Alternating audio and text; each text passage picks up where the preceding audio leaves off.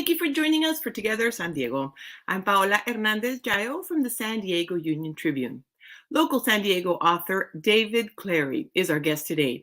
He will discuss his new book, Soul Winners, which explores the entrepreneurial character of evangelicals and how it has shaped their ministries as well as their worldview. David is also an editor at the San Diego Union-Tribune. Hello, David. Thank you very much for joining us today. Thanks so much for having me. Yes, of course. I have your book right here, Soul Winners. Tell us about the book. Tell us why you decided to write it and what it's about. Well, I was always interested in the collision between faith and politics, and in how private religious beliefs influence public actions and the public agenda.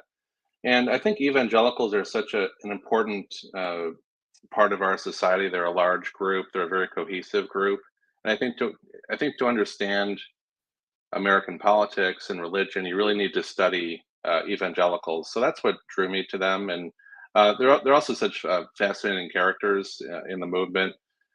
People like Billy Graham and Joel Osteen, Oral Roberts. These are just people that are just endlessly fascinating to study and to see how they evolved over the years. And there's Billy Graham.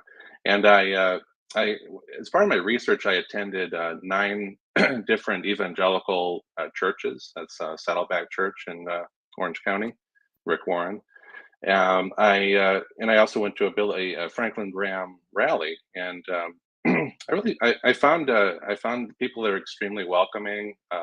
Every evangelical church has a welcoming table, a welcoming center, and they give you a tour if you ask for it. And some of these churches have have Starbucks style coffee bars. They have gyms, youth centers, and then you go in certainly the larger ones, it's stadium style seating. It's a very theatrical production, high production values, big screens showing lyrics of the songs that are being played, large bands. And then the pastor usually comes out and gives a very down to earth message about being a good dad, or how to manage stress in difficult times.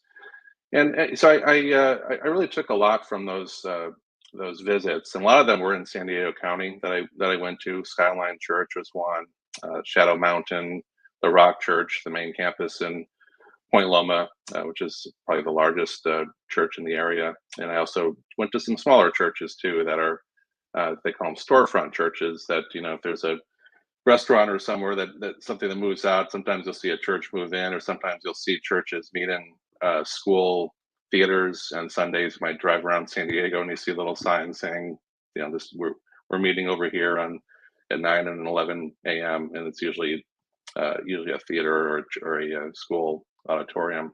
So yeah, it was just a fascinating project, and I just I loved writing about it. It kind of helped me make sense of where we are now in politics and in the world. Yes, and something that you and I talked about before when we were preparing for this interview is you talked about a lot of the research that you did about how some of these churches use business principles for marketing and to find topics that are interesting to their attendees and to the audience. Tell us about this. Yeah, that was a surprise when I did the research. You showed a picture of Rick Warren. He's the founder of Saddleback Church. He actually just stepped aside as senior pastor there after 42 years. And he was influenced by Peter Drucker, who is considered the founder of modern management theory. And Drucker is a non-religious person, but he taught that customers decide what a business is, and you have to go after the non-customers are as important as the customers in any business. And Rick Warren really took that to heart. And when he started Saddleback, he started with nothing. He didn't have a building. They didn't have a permanent structure there for 15 years, and now it's one of the largest churches in the country.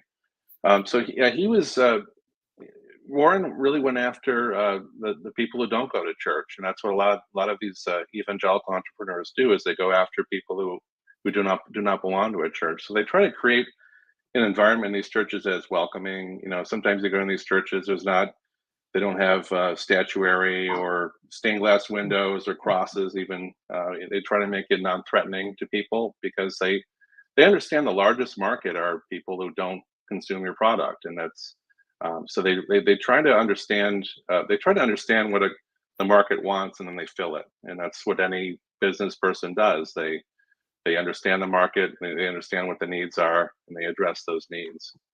Something else that you address in the book, David, is you talk about the appeal for prosperity among some of these gospel preachers. Tell us about this.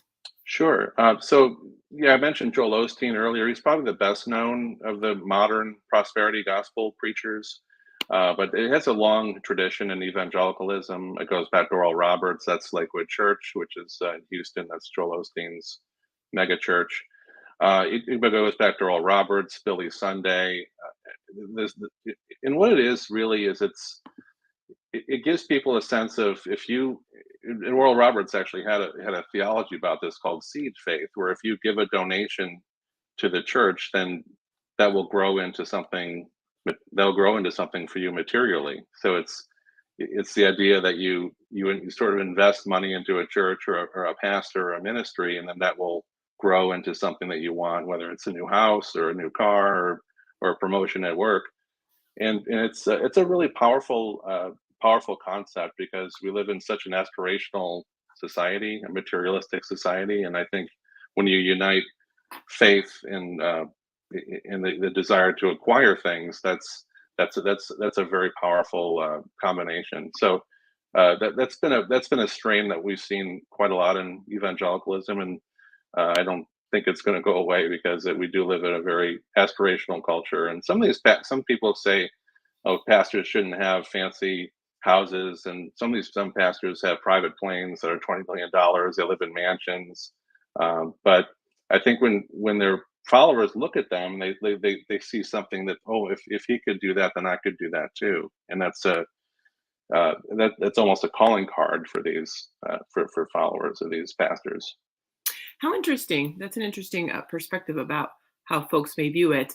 I am sharing on the screen. For more information, they can go to davidclaryauthor.com. Also, your book is available at Amazon, Barnes& Noble, IndieBound, Target, Walmart, other outlets where you can find a book. If folks want to connect with you, some of our viewers, they can find you on social media at DP Clary is where you can find David. Also, I wanted to share, David, I know you're a local author. This isn't your first book, but I did want to share that you were at Warwick's a couple weeks ago doing, when your book came out, and then you were doing a reading there, meeting some of the local people here in San Diego. This is at Warwick's bookstore, and then also your website, where you can find more information about the book. You can also find an excerpt from the book, so you get an idea about what it's about. And there's also praise for the book included on there as well.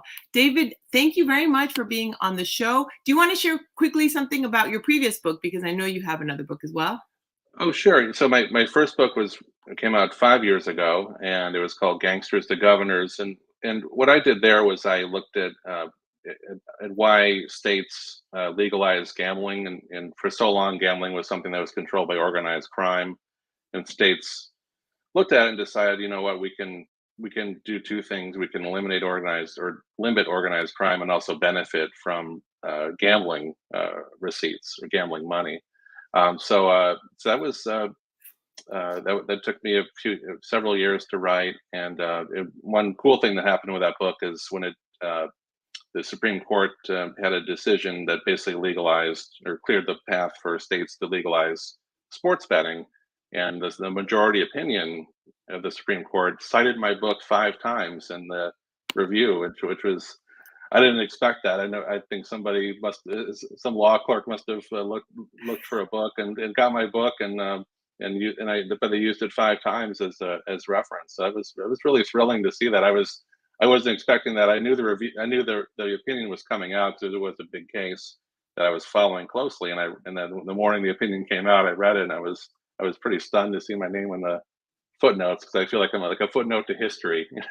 That is fascinating. Yeah, Congratulations on that. yeah, that And was thank you fun. very much. Congratulations on your new book. The book is Soul Winners by author David Clary. You can find the book at Amazon, Barnes and Noble, Target, Walmart, other outlets as well. And you can find more information on David, on this book as well, and his previous book as well that he's written at davidclaryauthor.com. Something else that you'd like to add, David?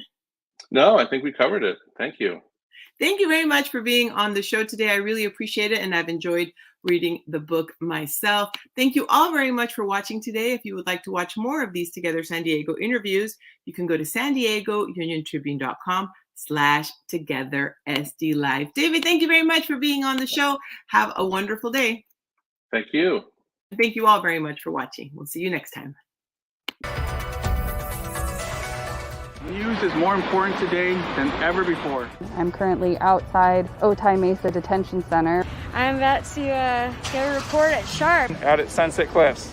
COVID testing site. We live for these times when we're able to bring the news into the homes of people who need it the most. I thank all of you for supporting our work. When you subscribe to the paper, you're telling us that you believe in what we do.